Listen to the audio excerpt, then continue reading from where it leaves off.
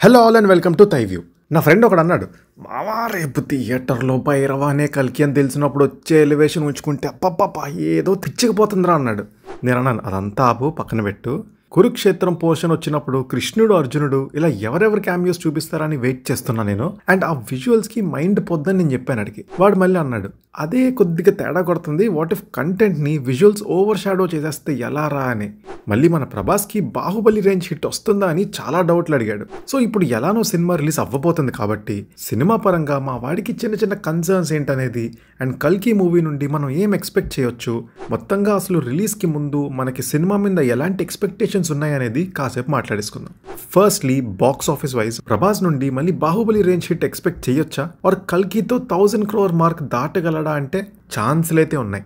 బాహుబలి తర్వాత ఆ range blockbuster unanimous super hit సినిమా ప్రభాస్కి లేకపోయినా ఓపెనింగ్స్లో మాత్రం ఎవ్రీ మూవీతో రికార్డ్ కలెక్షన్స్ పెడుతున్నాడు. సో ప్రభాస్ వైపు నుండి తన సినిమా అంటే నో, క్రేజ్ అయితే తగ్గేది లేదు. ఆల్రెడీ కల్కి మూవీ ఓవర్సీస్ ప్రీ సేల్స్లో RRR రికార్డ్ని బ్రేక్ చేసేసింది. జర్మనీలో మన RRR ఫుల్ కలెక్షన్స్ని ప్రీ సేల్స్తోనే కల్కి దాటేసింది అంటున్నారు. మన దగ్గర బుక్ మై షో క్రాష్ అయిపోయింది. నార్త్ కూడా డే 1 సలార్కి మించి 20-25 crores కలెక్ట్ చేస్తుంది అంటున్నారు. ఎర్లీ షోస్ నుండి బ్లాక్ బస్టర్ టాక్ వస్తే ప్రతి స్టేట్ నుండి డబుల్ డిజిట్ ఓపెనింగ్స్ వస్తే లెక్కలు ఇంకా పెరుగుతాయి. సో ఇవన్నీ చూస్తుంటే ఓపెనింగ్ డే మళ్ళీ ప్రభాస్కి ఇంకొక 150 కోట్లు ప్లస్ కలెక్షన్ ఎక్స్పెక్ట్ చేస్తున్నాను నేనైతే. మీ డే 1 ఎక్స్పెక్టేషన్ నంబర్ ఏంటో చెప్పండి. ఓపెనింగ్ డే అయితే ప్రభాస్ చూసుకుంటాడు, కానీ దాని తర్వాత వచ్చే కలెక్షన్లు, సినిమాకి వచ్చిన లాంగ్ రన్, ఇవన్నీ డిపెండ్ అయ్యేది నాగ్ అశ్విన్ ఎగ్జిక్యూషన్ మీదనే. ఇంత గ్రాండ్యూర్ గా తీసిన సినిమాలకి, మైథాలజీ బ్లెండ్ అయ్యి ఉన్న సినిమాలకి హిట్ టాక్ వస్తే ఆడియన్స్ రిపీట్స్లో చూస్తారు. చూద్దాం మరి ఈసారైనా ప్రభాస్ 1000 కోట్ల మార్క్ దాటుతాడో లేదో. బట్ ప్రస్తుతానికి ఉన్న కన్సర్న్ ఏంటంటే ఆదిపురుష్ నుండి ప్రభాస్ మూవీస్కి సరిగ్గా ప్రమోషన్స్ చేయట్లేదు. ఇదైతే ఫ్యాక్ట్. కల్కికి కూడా అదే జరిగింది. బట్ సేమ్ సలార్లానే సెకండ్ ట్రైలర్ రాగానే కల్కి మీద ఎక్స్పెక్టేషన్స్ అలా పెరిగిపోయాయి. అంతవరకు వచ్చిన ఏ కంటెంట్ తీసుకురాని హైప్ ఆ ఒక్క ట్రైలర్ తీసుకొచ్చేసింది. కానీ మన మెంటాలిటీ వేరు కదా. మన దగ్గర 10 రూపాయలు పోయి 100 రూపాయలు దొరికినా కూడా ఆ 10 రూపాయలు కూడా ఉండుంటే 110 ఉండేది కదా అని బాధపడిపోయే రకం మనం. సో ఇప్పుడు వస్తున్న పోస్టర్స్ అండ్ కంటెంట్ ముందు నుండి వచ్చుంటే బాగుండేది కదా, ఇప్పుడుకున్న హైప్ కంటే ఎక్కువ డబుల్ ఉండేది అని ఒక చిన్న బాధ అంతే. బట్ స్టిల్ నేషన్ వైడ్ గా క్రేజ్ అయితే ఉంది సినిమాకి. ఇప్పుడున్న హైప్ కూడా తక్కువేం కాదు. కొత్త రికార్డ్స్ మళ్ళీ క్రియేట్ అవడం అయితే ఖాయం. సో కల్కి నుండి మళ్ళీ రాజమౌళి గారి సినిమాలాగా ఒక పెద్ద నంబర్ అయితే ఎక్స్పెక్ట్ చేయొచ్చు. ఇంకేం ఎక్స్పెక్ట్ చేయొచ్చు అంటే ఫస్ట్ వచ్చేసి blend of sci fi and mythology అంటే చింపేసుకునే ఫ్యాన్స్ మన దగ్గర చాలా మంది ఉన్నారు. సినిమాలకు మించి హై ఇచ్చే చాగంటి గారి ప్రవచనాలని ఫాలో అయ్యే వాళ్ళే మన చుట్టూ చాలా మంది ఉన్నారు. అందులోనూ మహాభారతం, కురుక్షేత్రం అంటే చూసుకోండిగా, థియేటర్లో ఆడియన్స్ చాలా సైలెంట్గా కళ్ళప్పగించి చూస్తారు ఈ సీక్వెన్స్ని. ఆల్సో చాలా మంది సైఫై జానర్ ఫ్యాన్స్ కూడా మనలో చాలా మంది ఉన్నారు కాబట్టి వాళ్ళ కోసం కాస్త futuristic world, technologies, weapons and time travel కూడా ఉంటుందంటున్నారు కల్కిలో. మరి చూడాలి ఉంటాయా లేదా అనేది.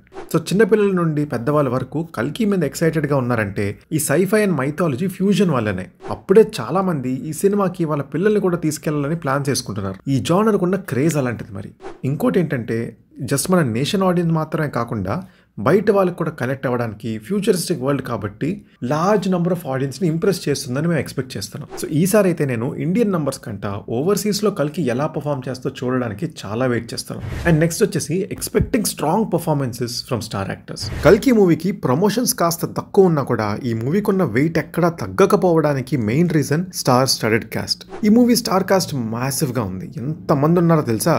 ప్రభాస్తో స్టార్ట్ చేస్తే అమితాబ్ గారు, కమల్ హాసన్ గారు, బ్రహ్మానందం గారు, శోభన గారు, రాజేంద్ర ప్రసాద్ గారు, పశుపతి గారు, దీపిక, దిశ, మృణాల్, అనాబెన్, మాల్వికా నాయర్ అండ్ వీళ్ళతో పాటు విజయ్ దేవరకొండ, దుల్కర్ కూడా ఉన్నారని టాక్ అయితే ఎప్పటి నుంచో అందరికీ వినిపిస్తూనే ఉంది. ఇంతమందిలో కూడా అప్పుడే అందరూ అశ్వత్థామ క్యారెక్టర్కి రూట్ చేయడం స్టార్ట్ చేసేశారు. అశ్వత్థామ అంటే అమితాబ్ గారిలానే ఉంటారనేలా జస్ట్ ట్రైలర్తోనే ఆ ఫీల్ తీసుకొచ్చేశారు. కమల్ హాసన్ గారి యస్కిన్ లుక్ కూడా చూసి అందరూ తెగ షాక్ అయిపోయారు. రేపు అలాంటి లెజెండ్ స్క్రీన్ మీద చూస్తున్నప్పుడు మనం తల పక్కకి కూడా తిప్పాం. అండ్ ఒకవేళ ఇంతమంది స్టార్ కాస్ట్ ఉంటే స్టోరీ డైల్యూట్ అయిపోద్దేమో అనుకుంటున్నారా? నో, అసలు అక్కడ ఉన్నది నాగ్ అశ్విన్. మహానటిలో ఎన్ని క్యామియోస్ చూడలేదు మనం, అయినా ఆడియన్స్ ఎక్కడ స్టోరీ నుండి బయటికి రాలేదు. ప్రతి క్యారెక్టర్ అండ్ క్యామియోని ఎంజాయ్ చేసాం. Same thing will happen to కల్కి. Just believe in Nag Ashwin. ఆయనకి ఎవరెవరికి ఎలాంటి క్యారెక్టర్స్కి ఎంత స్క్రీన్ టైం ఇవ్వాలో బాగా తెలుసు. సో ఇంతమందిని ఒకేసారి బిగ్ స్క్రీన్ మీద నాగ్ అశ్విన్ ఎలా చూపిస్తారు అండ్ ఏ రేంజ్ పర్ఫార్మెన్స్ వాళ్ళ నుండి తీసుకొస్తారు అనేది చాలా ఎక్సైటెడ్గా ఉన్నాను నేను చూడడానికి. నా ఫ్రెండ్ ఇంకో డౌట్ అడిగాడు, మరి ఇంత పెద్ద ప్రాజెక్ట్ని నాగ్ అశ్విన్ హ్యాండిల్ చేయగలరా అని. బాగానే హ్యాండిల్ చేశారంటావా అని. ఎగ్జాక్ట్గా చెప్పాలంటే చేసేయగలరు. Same example Mahanati. సావిత్రి గారి కంప్లీట్ స్టోరీ కాకపోయినా పైన చాలా మందికి ఆవిడ స్టోరీ ఆల్రెడీ తెలుసు. బట్ స్టిల్ తన రైటింగ్ అండ్ డైరెక్షన్తో 3 గంటల పాటు జస్ట్ డ్రామాతోనే ఆడియన్స్ని హోల్డ్ చేశారు నాగి.